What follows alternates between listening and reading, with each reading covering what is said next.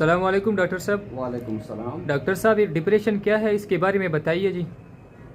Depression है जी। Depression के माना उदासी की है। ये एक जहनी बीमारी है और सबसे आम बीमारी है।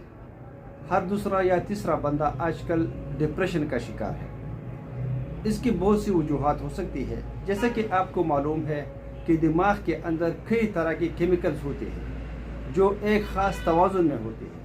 अगर किसी वजह से इन केमिकल्स की तवाज़ुन में खलल पड़ जाए तो मरीज़ डिप्रेशन में चला जाता है।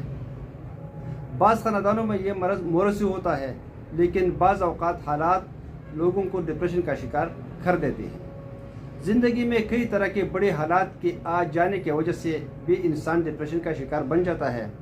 एक डॉक्टर का फ़र्ज़ होता है कि वह मरीज़ की मुकम्मल हिस्ट्री से वाक़िफ़ हासिल करे ताकि उसे असल वजह मालूम हो सके। इसके बहुत सी वजूहात हैं। डिप्रेशन का मरीज़ हर वक्त उदास रहता है और उसे इर्द गिर्द के कामों में कोई दिलचस्पी नहीं रहती।